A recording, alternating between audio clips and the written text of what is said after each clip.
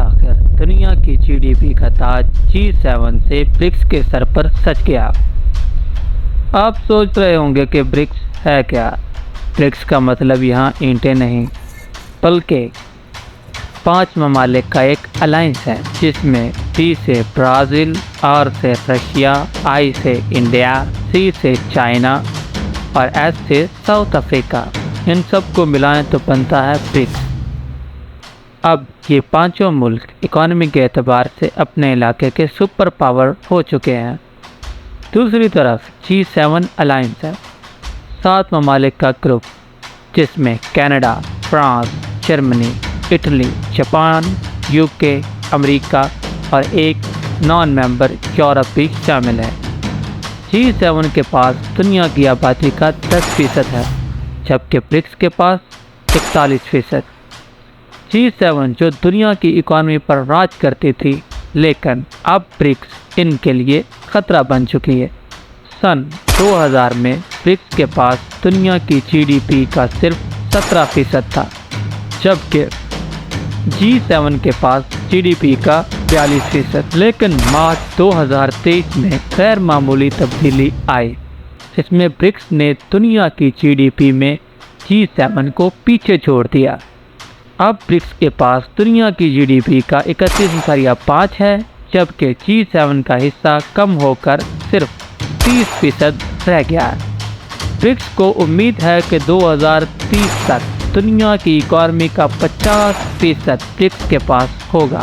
دراصل امریکہ اور چائنا کی باہمی تجارت کے حساب سے 2015 میں ہی امریکی GDP کو چائنا نے مات دے دی تھی۔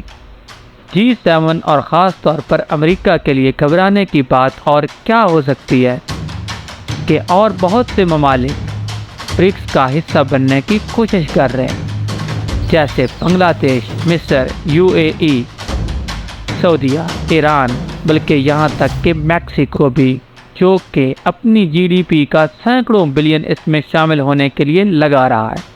اب برکس G7 کے خلاف ایک بڑا خطرہ بن گیا ہے۔ برکس صرف 5 ممالک کے ساتھ تقریباً 40 ملین مربع کلومیٹر کے فاصلے پر پھیلا ہوا ہے، اور ان کی آبادی 3.2 بلین سے زیادہ ہے، جو کہ دنیا کی آبادی کا 41% بنتا ہے۔ اس الائنس میں ایک دنیا کا سب سے بڑا ملک، 2 دنیا کے سب سے آبادی والے ملک، ایک لاطینی امریکہ کا بڑا اور گنجان آباد ملک اور ایک افریقہ کی تیسری بڑی اکانومی شامل ہیں۔ امریکہ کے لیے اور تباہ کن کیا ہو سکتا ہے کہ برکس ایک مشترکہ کرنسی پر کام کر رہا ہے، جو کہ امریکی ڈالر کو تبدیل کرنے کی کوشش کر سکتا ہے اور امریکی حاکمیت کو چیلنج کر سکتا ہے۔ ماسکو اور بیجنگ نے مغرب کی پابندیوں سے بچنے کے لیے ڈالر کو چھوڑنا شروع کر دیا ہے۔ امریکی ڈالر کافی عرصہ سے دنیا کی تجارت کی واحد کرنسی رہی ہے۔ امریکی ڈالر اور امریکی حکمرانی کو ختم کرنے کے لیے کافی عرصہ سے کوشش ہو رہی ہے۔ اسی پاداش میں بیچارہ قذافی اپنوں کے ہاتھوں مارا گیا۔ دراصل سن 1944 میں 44 ممالک کا آپس میں ایک معاہدہ ہوا، جسے برٹن ووڈس ایگریمنٹ کہتے ہیں، جس میں یہ فیصلہ ہوا کہ تمام ممالک اپنے فارن ریزرو ڈالر میں رکھیں گے اور بین الاقوامی تجارت بھی ڈالر میں ہی ہوگی، اور اس کے ساتھ ڈالر دنیا کی سب سے طاقتور کرنسی بن کر سامنے آیا۔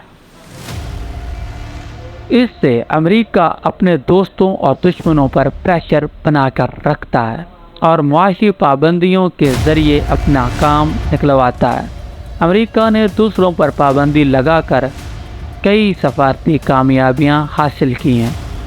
ہر کوئی امریکہ کی حکمرانی سے خوش نہیں ہے، خاص طور پر روس اور چائنا، جو ڈالر کی حکمرانی کو روکنا چاہتے ہیں، اور اس عمل کو وہ ڈی ڈالرائزیشن کہتے ہیں۔ اگر ڈی ڈالرائزیشن کرنا ہے تو سب سے پہلے ڈالر کو تیل کی مارکیٹ سے آؤٹ کرنا ہوگا۔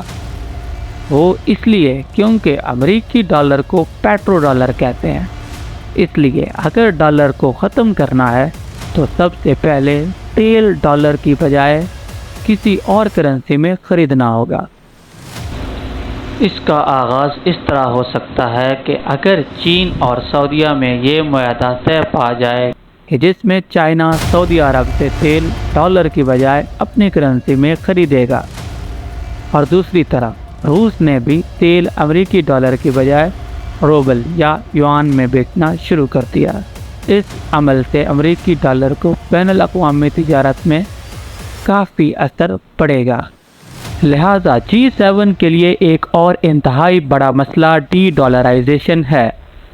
दहाइयों पहले G7 दुनिया की बड़ी इकॉनमी थी, लेकिन अब ये बात पुरानी हो चुकी है क्योंकि इनमें उम्र रसीदा अफराद की आबादी बहुत ज़्यादा है जबकि बच्चों की पैदाइश कम, इसलिए आबादी का तनासब पूरा नहीं होता। मिसाल के तौर पर जापान, जर्मनी और इटली, इनमें औसत उम्र बहुत ज़्यादा है। इनमें अक्सर आबादी उम्र रसीदा है या होने वाली है। इसलिए मैं समझता हूँ कि ब्रिक्स की आबादी ज़्यादा होने की वजह से सस्ती लेबर दस्तयाब है और इससे पैदावारी खर्च कम हो जाता है। इनमें ब्रिक्स के लिए एक मुल्क है जिसको मैं ज़ाती तौर पर बहुत अहम समझता हूँ, वो है इंडिया। कुछ आदादो शुमार के मुताबिक इंडिया बहुत जल्द आबादी के लिहाज से चाइना को पीछे छोड़ देगा। 2050 में इसकी आबादी बढ़कर 1.7 बिलियन हो जाएगी। ये आबादी इतनी ज़्यादा है कि यूरोप की टोटल आबादी का 2 गुना बल्कि इससे भी ज़्यादा है। इंडिया की करेंसी की ताकत इतनी आबादी और रकबे के साथ भी बढ़ रही है। आने वाली दहाइयों में यही एक तब्दीली इंडिया के खड़े होने का सबसे बड़ा ज़रिया है। कुछ इकोनॉमिस्ट ये अंदाज़ा लगाते हैं कि 2050 में इंडिया की इकॉनमी 20 से 30 ट्रिलियन अमेरिकी डॉलर हो जाएगी, जो कि जापान, जर्मनी, यहाँ तक कि अमेरिका की इकॉनमी से बेहतर हो जाएगी। इंडिया चाइना के बाद दुनिया की दूसरी बड़ी इकॉनमी बन सकता है। अच्छा, तो आपके ख्याल में डी डॉलराइजेशन वाकई ही डॉलर के लिए ख़तरा है या क्या G7 अपनी दुनिया की इकॉनमी पर अजारादारी खो देगा? हकीकत में कोई नहीं जानता कि मुस्तकबिल में क्या होना है, लेकिन I want to see your predictions in comment box. If you like the content, then press the subscribe button. Thanks for watching. See you in the next video. Allah Hafiz.